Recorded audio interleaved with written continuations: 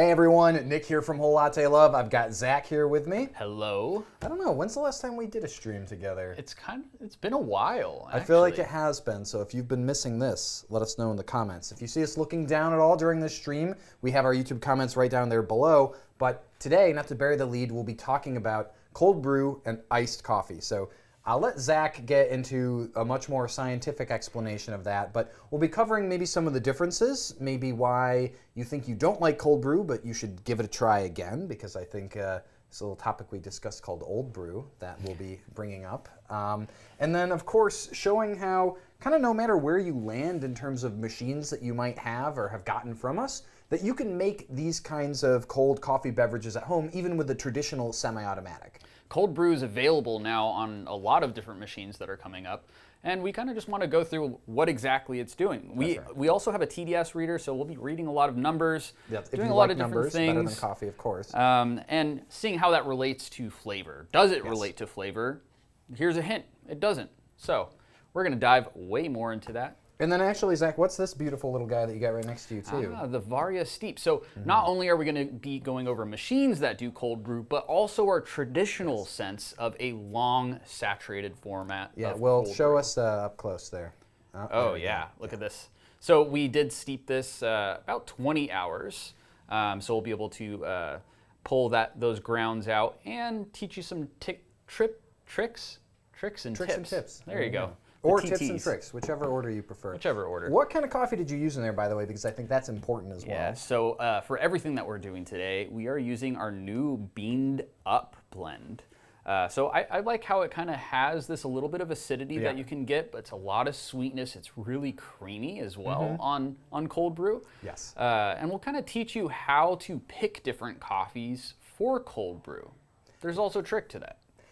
Well, I'm looking forward to hearing that. And I do want to tell all of you who are watching, too, that, like I said, we'll be responding to comments coming up right after this live stream. We're going to be doing a premiere of our actual introduction to Beaned Up, which you just saw, and a rebirth of our Buzzopolis espresso blend as well, both available now from Whole Latte Love. So if you have any questions, or you want to try these coffees that we're showing off on the stream, they are available now, and you'll be able to get Mark's thoughts on them, as well as some recommended brew ratios and recipes for them too. So if you're looking to try something new, check that out, because it's going to be really cool. Not as cool perhaps as this stream, but yeah. I'd say similar. So we're talking some different ratios today in comparison to that video, and very much a cooler recipe.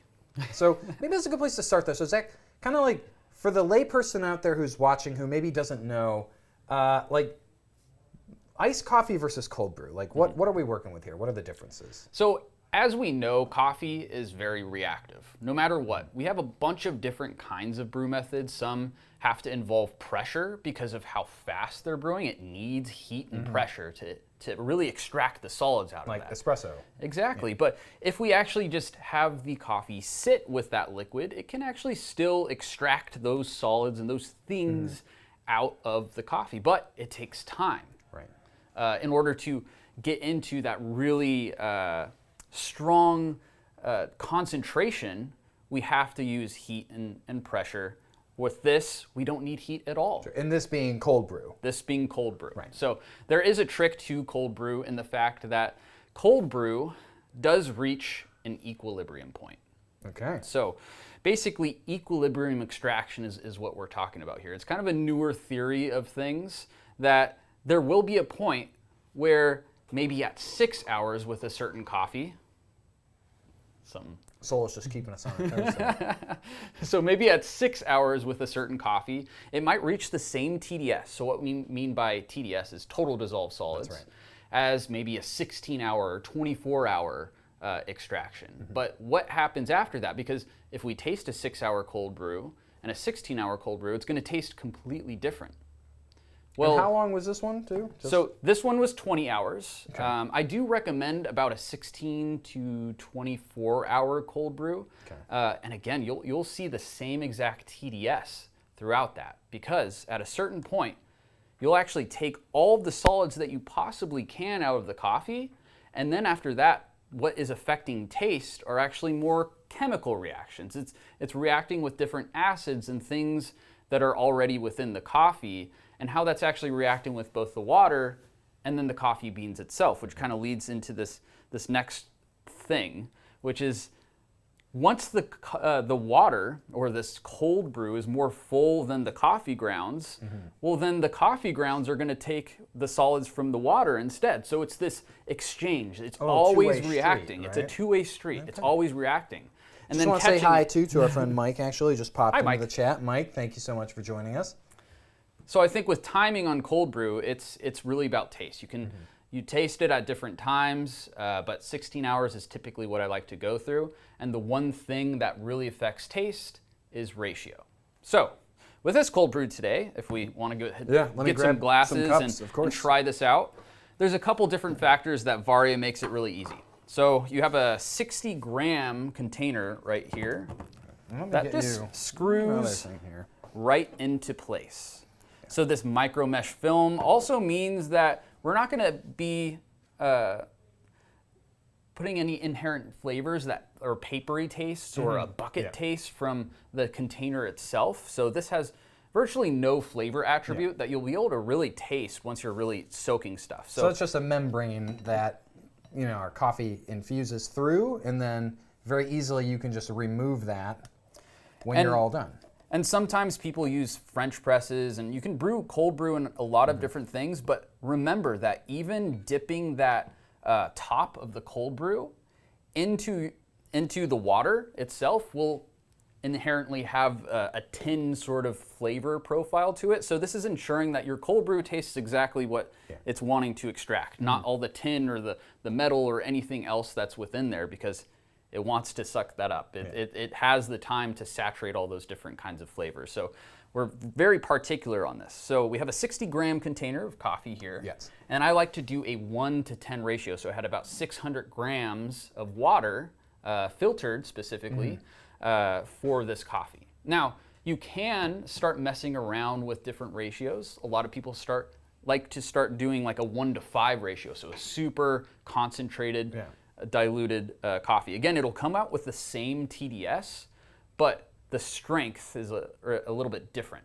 It's a little weird. I've definitely seen cold brew concentrate listed for recipes as opposed to just cold brew. So this, though, being 1-to-10, you'd say we could just pour it over ice and drink it, and we'd be so it's ready to drink. Now, with the other cold brew, we would dilute with water until we find the specific ratio that we really like. Yes. Now, how to find that ratio, there's actually a trick.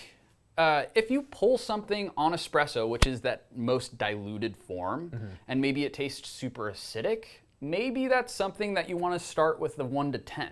You already want to dilute it. Now, if it tastes really good on espresso in that diluted form, then maybe you honestly want to drink it closer to that concentrate. Like a 1-to-5 will taste really good with like something like a Brazil, especially some of our coffees here with our blends or anything like that. It might actually taste really good at this concentrate, where we might want to dilute maybe our Ethiopians, things that are a little bit more acidic, make your lips pucker a little bit on that espresso. So that's kind of a trick to the trade on that. So here we have that 1-to-10 with our blend, which does have a little bit of acidity to it, but has a nice creamy body.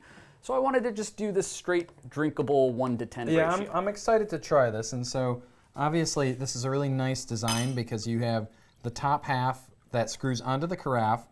There's the basket that can be completely removed. Then you simply remove the lid, which is separate, so that you can, this is going to be very precise, Zach. I'll be very impressed if you don't spill. It's just because you said anyways, but, and Mike, I see you said a question later on about something else. If we have time, absolutely. So just toss that into the comments now. We can have that percolating. So as you can see with the Varia brewer too, there's a different top that you can actually still be steeping while you can pour, just to try out what it tastes like at different times, or the whole entire thing can come up as well for quick, easy cleaning. So let's go ahead and take this TDS. I usually shoot for like a 1.9, 1.85. So we're at 1.97. So that's right where I kind of want to be with cold brew, but we again kind of hit this equilibrium. We take out all of the solids possible, and it's up to ratios then to really identify different flavor profiles.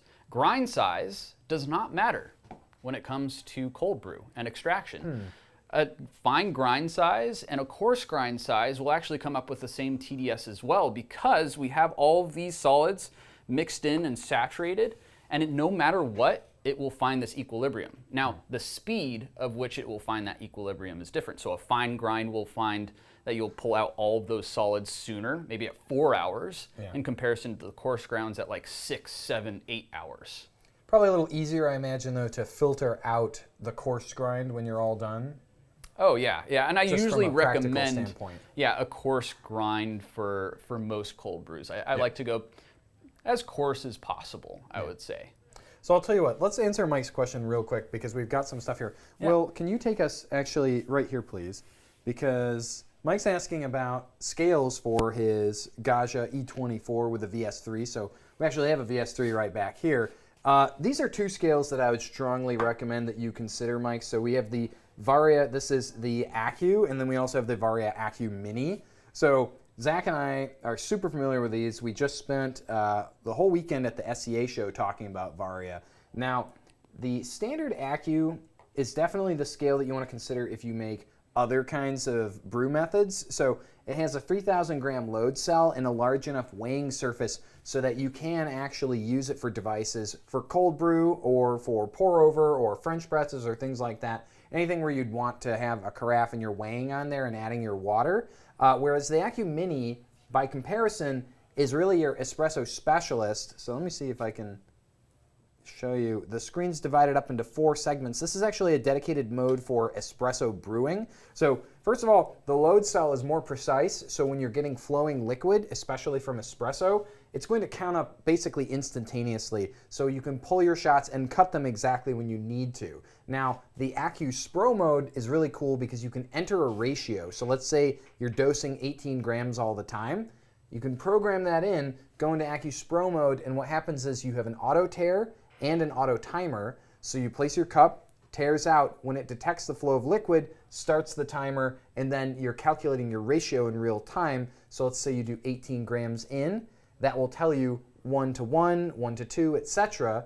And that's actually pretty cool because on some of our new coffees, like our new Beamed Up, we actually are breaking the mold a little bit and recommending a 1 to 2.5 ratio. So I would say that for you, to sum things up, if you brew with other methods, I'd probably get the Accu, but if you're looking to go all in for espresso, I would go with the Accu Mini. Zach, I don't know, you have any contrarian opinions on that one? No, not at all. We're good? We got to use it plenty at the previous SCA.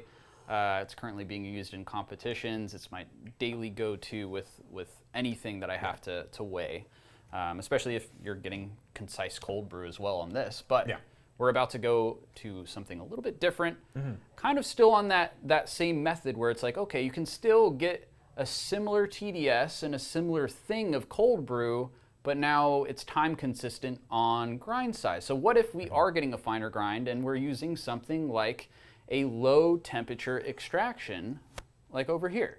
So we should be able to still attribute that a similar TDS or somewhat similar TDS and extraction to its best and fullest amount. It might just taste a little bit different, but how does that taste in comparison to this cold brew? Now that we've been sipping on it a little bit, we can go ahead and try it out on some of the machines behind us. Sure. So where do you want to start? I think we should go ahead and do the magenta over ice. This is a brand new one to us. I did get to actually do a couple different recipes with this, doing some cold foam, which we'll probably do a little bit here today as well. And I was very impressed with this machine.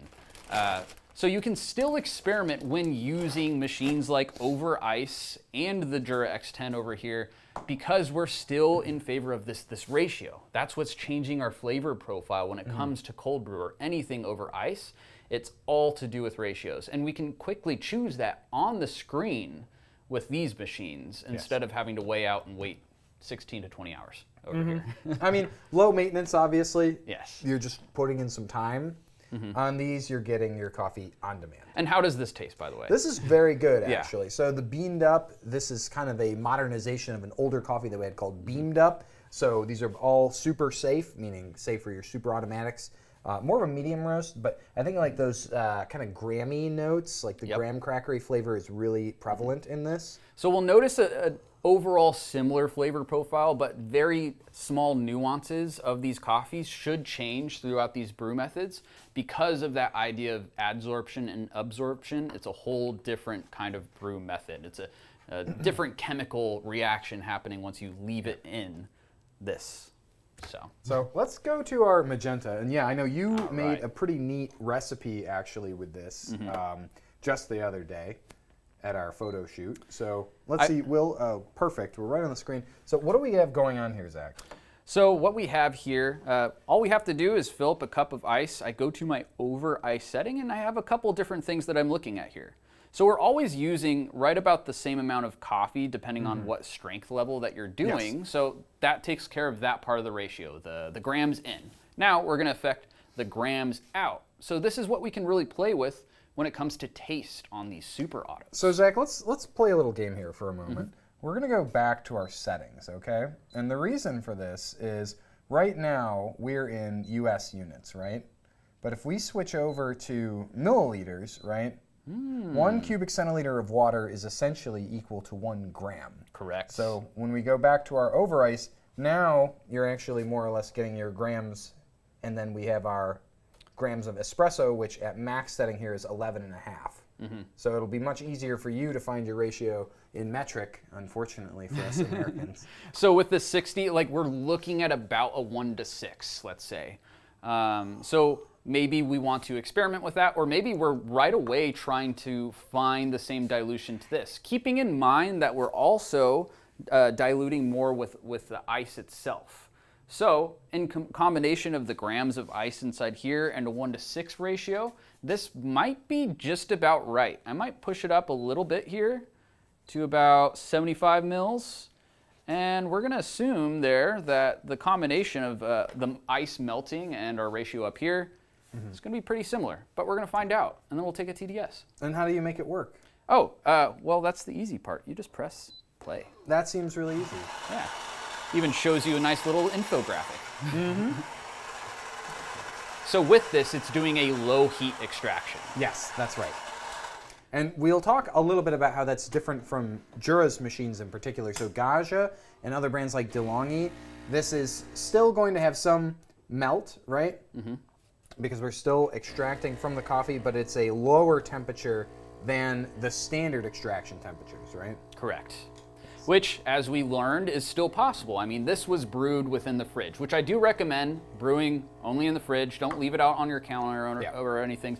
There could be some health side effects to just leaving something out for that long. It's not very good for you.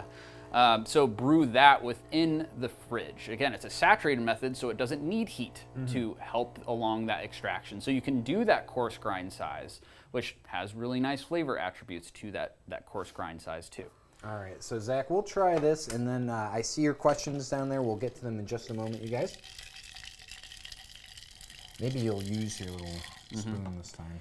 So as we can see, the dilution looks a bit different. Even in the color, there are some ice cubes in here, which really kind of change that color profile and everything. But we'll see if we can get a good scoop of the bottom here, just to see if we can pull a quick little TDS. So we were at 1.97 or so on this cold brew over here. Yeah.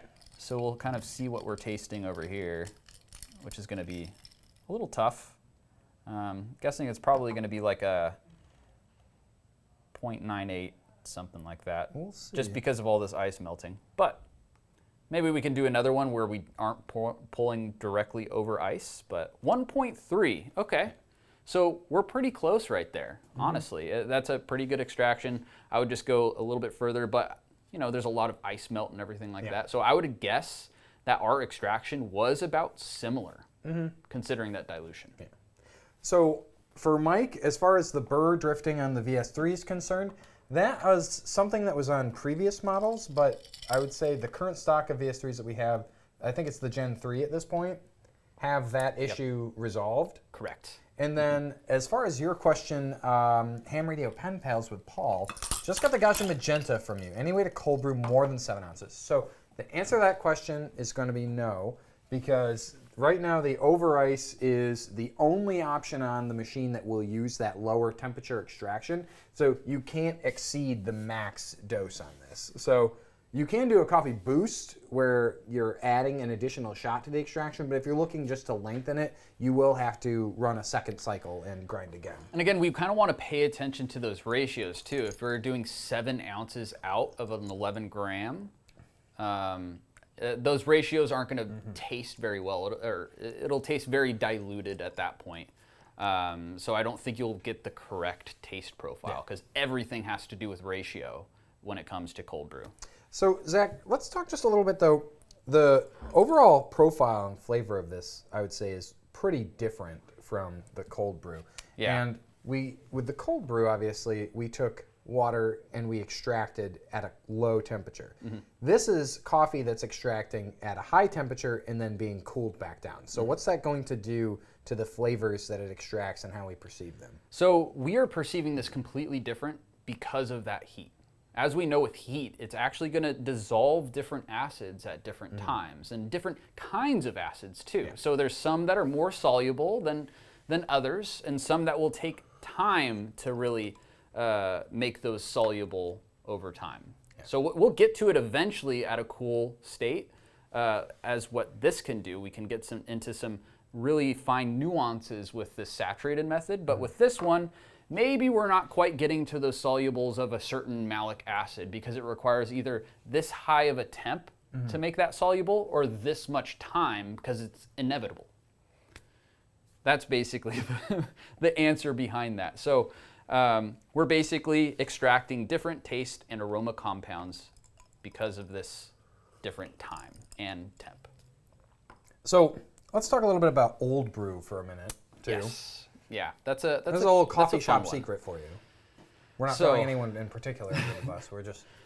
Many people have a lot of bad opinions about cold brew. I think cold brew can be great, but that's because I put a lot of care and effort into my cold brew.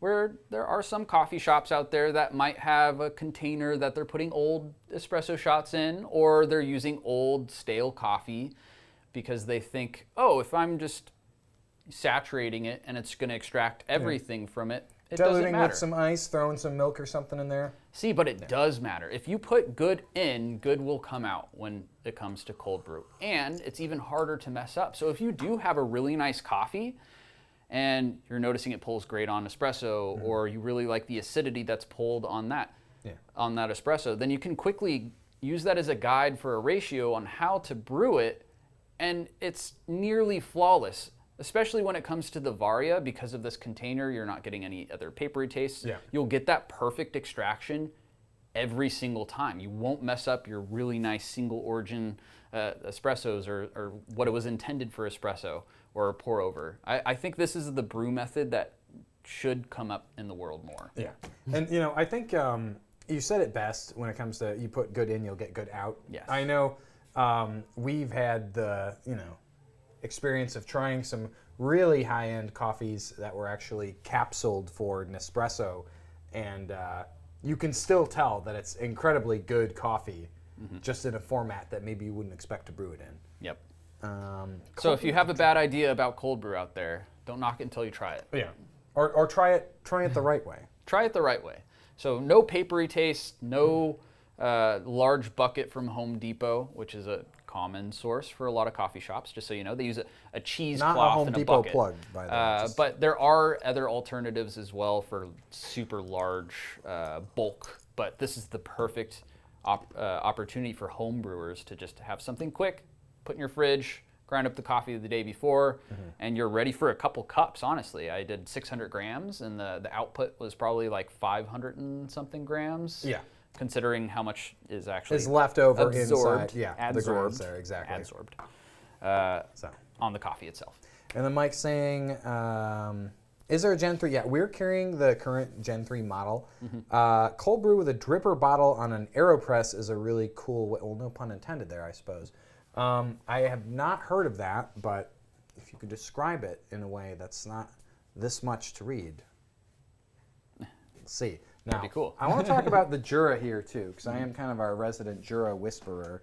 And the machine fell asleep, but JURA's espresso machines they do their cold brew a little differently. So JURA uses something they call the cold extraction process, right? So Gaggia and DeLonghi are a brew over ice, so it's a still hot, or at least warm extraction. Yeah, it's a warm extraction. That goes and basically pulls over ice. Now, with JURA, they have what they refer to as dual fluid systems, and I'm going to move out of the way so that Will can show you.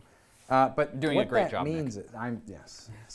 So dual fluid systems refers to the fact that the machine actually has two pathways that the water can flow through. So there's a hot pathway that passes through the thermoblock, and then there's a secondary pathway that bypasses the thermoblock.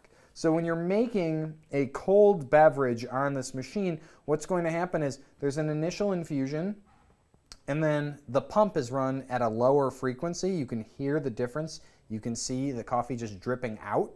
And then basically what happens there is you're getting a kind of like different grind too, because on the Z10 in particular, the grinder self-adjusts based on the setting that you've selected. So it will grind much more coarse, and then it will extract at a much lower frequency. So Zach will take one more TDS reading just so we can see that, but I'll prepare a over ice here with our JURA.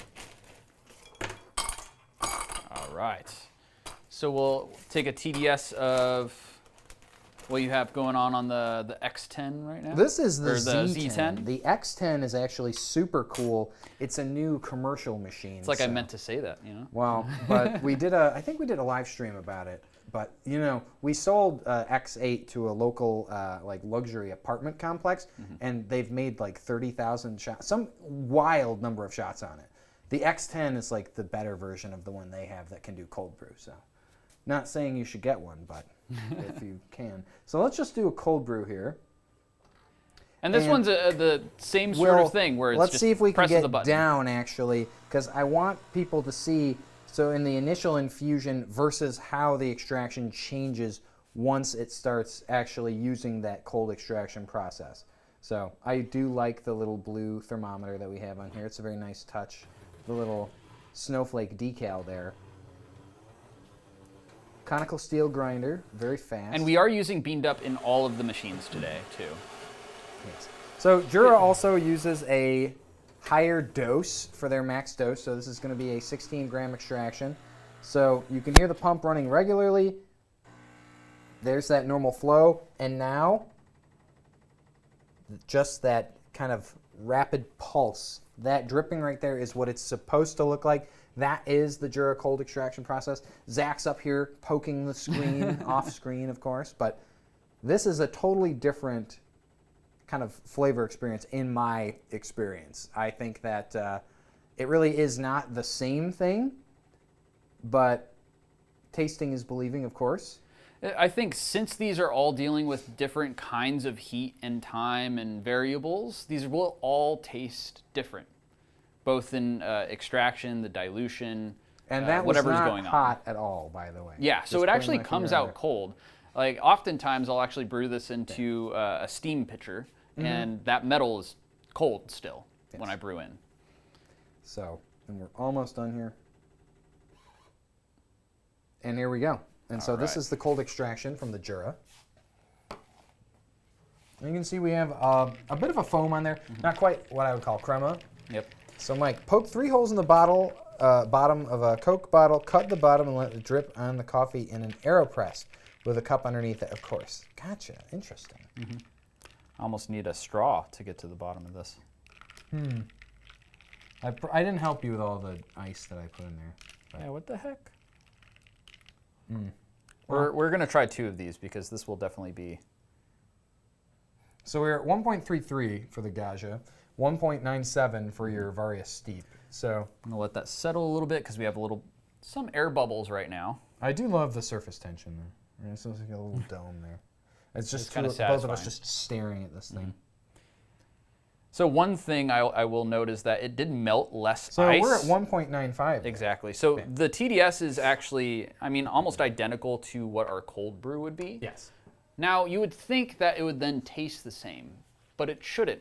It's extracting different compounds, aromatic compounds and taste compounds because of the way it's brewing.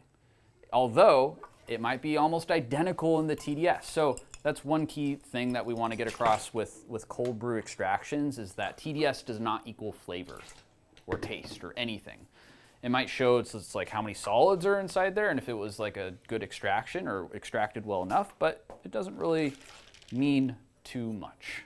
Now I'm going to go ahead and split this up for us. There you go. Here's your cup back. Wonderful. Oh man, you dumped my cold brew. Oh, I mean, you know. I guess I have a little bit left, but all right. Cheers. This is the first time we've cheers yet. Yeah. But that's very interesting. Yeah, so That's actually very three nice. completely different cups entirely. So if we want to talk more about flavor attributes now that we kind of have each one of these here, I'm gonna go ahead and pour out a little more cold brew so I can. Yeah, describe I'll this leave a little you bit. to it because I'm getting a little over-caffeinated. Oh, okay, yeah. There's we no still such have thing a as whole over-caffeination. other drink that we've got to show off here too. But So for the cold brew, a little bit different of a texture as well. It's very, very silky with that texture. And you get a lot of caramel toffee notes with it. And there's like a little bit of acidity, but it's not very bright whatsoever. Now to get bright, I actually noticed that within this extraction the over Gaggia here, extraction was definitely, I would say, the brightest of the three. and this isn't bad. It's not going completely acidic. It's more bright like a malic. Like there's like a sweet apple and then almost like a tang to it. So the acidity that comes from this is actually very pleasant. It tastes like an entirely different thing though. Yes. It's sweet for sure, but a different kind of sweetness. And then this is from our cold extraction on the Jura. Now this is what I would say like a vibrant sweetness. Right away you get into this florality that's really nice, very floral. It reminds me of violet as well, which you get just initially off of this.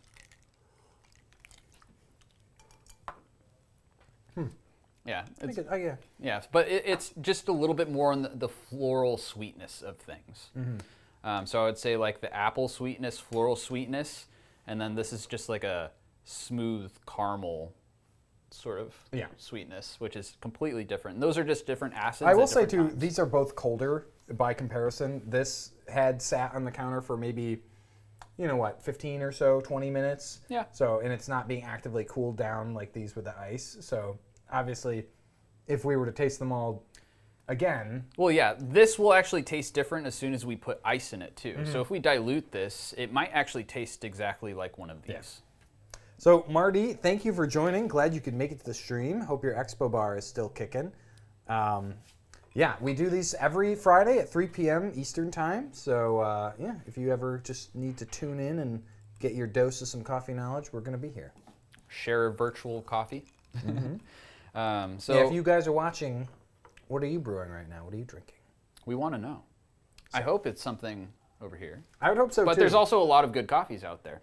So Now, we've made some stuff with some super autos. We've also shown off an actual cold brew maker. So now the next drink we're going to make is going to use just a traditional espresso machine. yeah, So this is the Americano. the Aerocano, which is kind of like a viral drink is how it basically started and kind of made its way into some cafes. Yes. It's definitely a hidden menu sort of option within a cafe that all they really need to do is pull an Americano over ice and froth it up, and which is kind of adding a little bit of oxygen, and that really changes both the texture and how our brains are perceiving that sweetness. Yeah. So, I mean, it's sort of like when you shake a cocktail and you're introducing air to it. When you're steaming, obviously, we're introducing air as well. And so when you froth together the ice and the espresso, it actually is still going to be chilling it, even though you're using steam to do it. And then you pour that over some remaining ice, and you'll be able to actually have a completely iced beverage that started hot. And so it is kind of a secret menu item. My friend's brother, actually his dad, as a wedding present, bought a Gaggia Classic from us for him. And when I visited them out in Kansas, I showed him, I said, hey, you can make these kinds of drinks. And he fell in love with the Aerocano because he's just like, this is like this great iced coffee beverage that I had no idea I could make. And, I don't know if you guys have ice at home. I hope so. But that's really all that you need besides a frothing pitcher. Yeah, and Mike actually puts a great point down here using a frozen ball. So the larger that mass is that you're brewing over, the more you can actually control that dilution as well. So if you have smaller ice cubes and you want more water into it, and maybe you're brewing at a different ratio, yeah, you can do that 2-ounce pour over smaller ice cubes that are going to dissolve faster. So you're going to get to that specific taste at a different time. Or if you want to brew more over that ice ball and get to that dilution faster of what you want, I think it's all just about being consistent.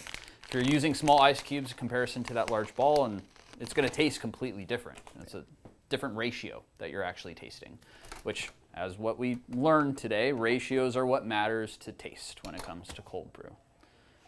All right, so it looks like Nick is prepping our shot over here on the VS6 or VS3, and he's blocking everything though, so we can't see anything that he's doing.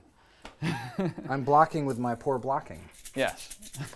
Wow, that's a theater joke. It is. Yes.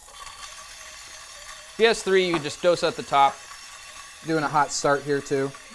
I typically like doing a nice hot start. Yeah. So that means that we have the grinder running before we add the coffee to it. So here, we're probably going to the finest grind setting of all of our grinders here. As you said, on the JURA over there, it's actually changing to a little bit of a coarser grind size. Yes. The Gaggia is not going to be grinding as fine with this grind setting. It's using a little bit less coffee, so it's a little bit different. So this grind attribute, especially with the specific burrs that you put on this grinder, is also going to change the taste profile of this because we're dealing with a fine, fast brew method. Tastes like more like an Americano. Many of us know what an Americano tastes like in comparison to a cold brew. I think it's just a different textural experience. I don't know. Do you prefer one over the other? I think for me, probably cold brew, to be honest. But I think a part of that is the overall mouthfeel and the kind of flavors that you extract. So let me just get this our little soulless dosing ring. That's one thing that I really like to focus on with cold brew, and that's why I introduced it back in all of my shops, and why it was probably one of the more popular drinks. I mean, let alone lived in Arizona, but back then I think people really liked the textural element of the cold brew and that very specific identifier of cold brew too. It feels like it has all the complexity of all the flavors that coffee really could be, but when we actually do an Americano, it can kind of grab a little bit more of that complexity that an Americano can be. So I think we're coming a little bit closer to that cold brew attribute. Solus fell asleep on us here for a moment. Oh no. Heats up very quickly though. It is using a thermal block. And I've got our Accu Mini down there so we can get our 1:18 ratio. And I am going to brew directly into my frothing pitcher directly over the ice. I prefer that because we are going to get melt starting, and so when we go to start steaming, we've increased the liquid volume, but we haven't added any additional water. It's just melt that would have occurred from the ice, so that when we start frothing and we want to start getting that vortex, it's a little bit easier because if you have just your shot in and there's very little melt, it can be tricky to get started when you're actually trying to create that. And so the trick here is also just using quite a bit of ice, maybe adding a little bit of water as well to kind of slow down that dilution of ice and kind of control it a little bit more. I like to add in a little bit of water along with that ice. And so we're going to cut this just at nice bottomless extraction on this. Wow, looks like I dialed it in. So this is the beaned up though, so I'm going to use AccuSpro mode to go to 1 to 2.5, which was in our recipe that we had recommended. And now we'll just switch into steam mode. So do you need to add any more ice or water or anything? Nope, looks like you're I'm pretty good there, and then I have ice obviously in a glass over here too. So on top of that, we're also pouring into ice, but it's already cold at that point, and we're not getting to a hot point with this, correct? No, exactly. So obviously it can be a little strange because you'll be used to frothing milk, so you're waiting for it to get hotter and hotter. But actually, we just want to get our air incorporated. And you will be able to start a vortex, because the nice thing about this is you actually can add a good layer of just foam just through the steam, which makes this as a kind of textural experience different from even just a standard iced coffee where you don't have. And because we're starting at such a low like that. temperature with ice cubes in there too, it's still giving us plenty of time to build up foam throughout that process. So let's go back to the middle there. I see you've got us queued up here. So yeah, there we go. We'll pour in. And you can see that color, that's from all that foam. We've got a really nice silky iced espresso beverage there. And I'll leave enough room for milk just because. And if I don't know if you want to just pour a little bit straight out of the pitcher there, but that already looks beautiful. It's nice and cold. So that's something you can make just using your espresso machine, and you don't need anything else. You just need your frothing pitcher, you just need some ice cubes, and then we're going to go back into our regular mode here. And actually, oh, you've got the milk over there. And so yeah, Zach, I mean, let's just take a look here. I imagine this will probably be closer to the Gaggia as well.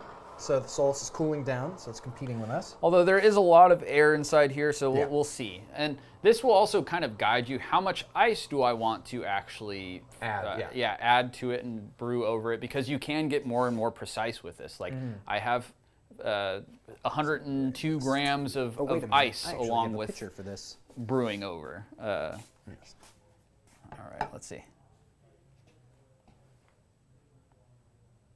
So 2.03. Yeah, I mean, we did have a pretty, strong ratio. I mean, what we're getting off of espresso typically is going to be anywhere between 17 and 22% or so. Yeah. Really luscious foam on that, though. Very good. Similar, probably, to the Gaggia, I feel, just in terms of having been the hottest and then cooled down. But the aeration is really what makes this such a fun drink for me. Yeah. And so we will pour a little bit of milk in there too. It's fun. I've actually Becerra WPM pitchers, so just very nice. I feel like I taste a lot of attributes between all of three of these extractions on this side. I feel like there's a nice florality, there's sweetness, but then there's also like a caramel side to it. I think that's quite pleasant. Yeah. And doesn't need any milk, but really very simple to make too. Yes. It takes as long to make this as it would take to make any milk drink, right? Yep. Because you're just frothing. And on a machine like the Solus, where you're heating up to steam in just a few seconds with that thermoblock, it's really very good. So I think it's very much possible to get multiple kinds of really good cold brews. Yeah. No matter what you're kind of doing. Equipment you have, exactly. Definitely. So even if you just have a regular espresso machine, we can still get a cold brew-like extraction and taste profile with that Americano. Yes. And as we could see, very similar TDSs, very similar in taste, I would say. It's varying just slightly.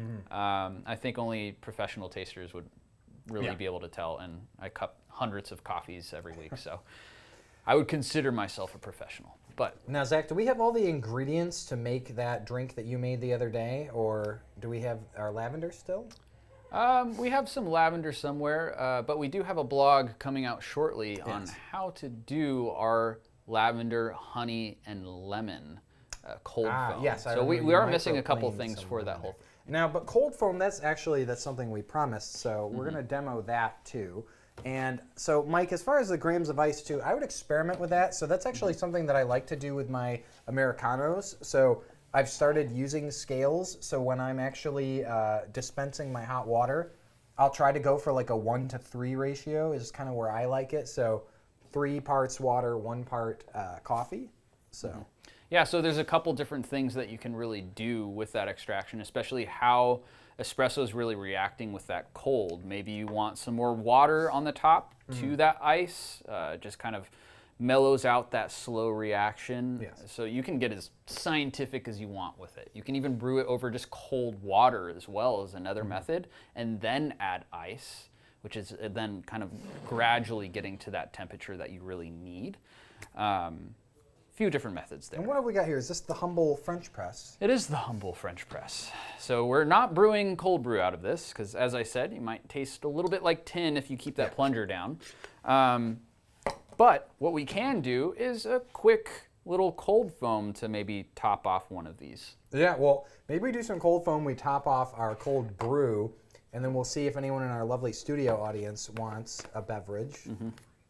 We're joined by a few people behind the scenes today. Oh, you're making that for yourself, I see.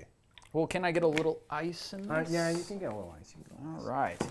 So I usually like to just kind of build up my drink, leave a little bit of room for some additional cold brew. We'll use our little dye fluid. We'll scoop out each individual ice cube. I hope you don't mind. I'm just trying to get hands-on with this ice. Yeah, we're getting hands-on. That's fine.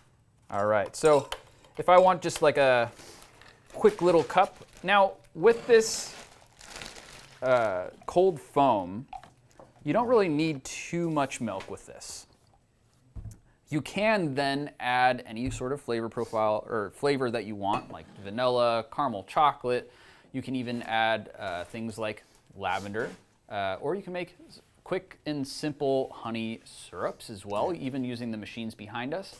A little honey syrup, or simple, it's super easy to make. All you do is put some honey in a cup and equal that amount in ounces out. So it's just a 1-to-1 ratio of water to honey with a little bit of hot water. Kind of stir that around, and you have a quick little syrup to kind of put inside your cold It's very foam. helpful for incorporating, especially if you're going to use honey with any kind of ice, because basically it has a very hard time actually mixing in, right? So like honey syrup, for instance, is what you'd use, say, in like a bee's knees cocktail. Yep. And you just need that because it changes the viscosity. So if you try to add the straight honey and there's ice in there, it's typically going to go to the bottom of your pitcher, the bottom of your shaker, etc. And yeah, you're not going to be able to really incorporate it all as much as you'd want. And you know, on the topic of simple syrups too, we do record all our live streams, so we have a library of previous streams. Zach and John actually did a whole segment on making syrups and drinks for Valentine's Day, I believe, right? Correct, yep. So if you're curious and you want to get into that topic in a little bit more detail, oh my gosh, too, look at that. That is so nice. So quick and easy, it takes seconds, and you can just kind of double that in size and you're good to go. It's super impressive too. So like if you've got guests and you really want to show something off, like it does take a nice cup. These are the Quinto cast coffee cups that we've got here. We've got the milk mug and the cafe cup as well. But yeah, really beautiful. For Darren, this is a dye fluid TDS meter. And Mike, unfortunately, we do not ship to the Netherlands. So No. Come visit. You can buy some beaned up to take back with you. Yeah, can help you here. All right. So give that a sip, Zach. Let's see how that tastes now with a little bit of ice and a little bit of that. So you can do this with Beautiful all milk different foam kinds there, of too. milks too. It just might take a little more time depending on like that fat protein content, its ability to really create this microfoam. Mm-hmm. But I mean, you can see that's like a half an inch of just pure milk foam on the top. It tastes like chocolate. It's like straight up chocolate. No, try this. As soon as you add another textural element to cold brew, this cold brew and this concentrate, I mean, it really does. It's like into a milk chocolate bar. It's crazy what just a little bit of milk can do. Usually I'm a big kind of black coffee drinker sort of person. I would agree but with that. I would actually recommend this any day. Like, it's not cloyingly sweet, too. Like, this Yeah. hasn't really been sweetened at all. This is just the natural sweetness of the milk, and then there are some honey processed coffees in the beaned up. So we'll see. All right, Our producers, we're getting a good A-OK, this is awesome. Yes. No, I mean, incredible. Yeah, Like, that is just incredible. how different it can become. Like, milk and coffee do so well together for so many reasons. But It can bring out different flavor attributes out of the coffee. Just like how we're diluting with water to taste different things, we can also dilute with other things like milk. That's specifically what we're doing, is we're taking those fats and proteins, and that's latching onto and enhancing different flavor attributes. Like right there, those fats and proteins with milk, chocolate. Just exploded with chocolate all of a sudden. So now for the Dutch connection though, if you really want more chocolate, we do carry Hollander Dutch chocolate as well. And what's really nice about Dutch chocolate is the fact that it lacks any acidity too. So things won't become very like citric tasting, especially when combined with alcohol, which is kind of a common thing to happen.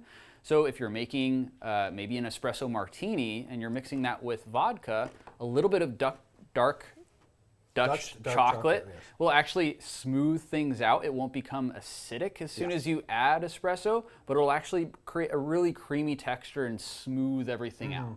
Yeah, and I know because we're plugging our coffee, but we also carry a range of Hollander cafe sauces as well. They use their masterpiece base basically, so they all mix the same, but it's probably not quite pumpkin spice season yet, but I would say maybe some of that caramel, maybe some of that Dutch dark chocolate. Yep, yeah, and it's a great combination.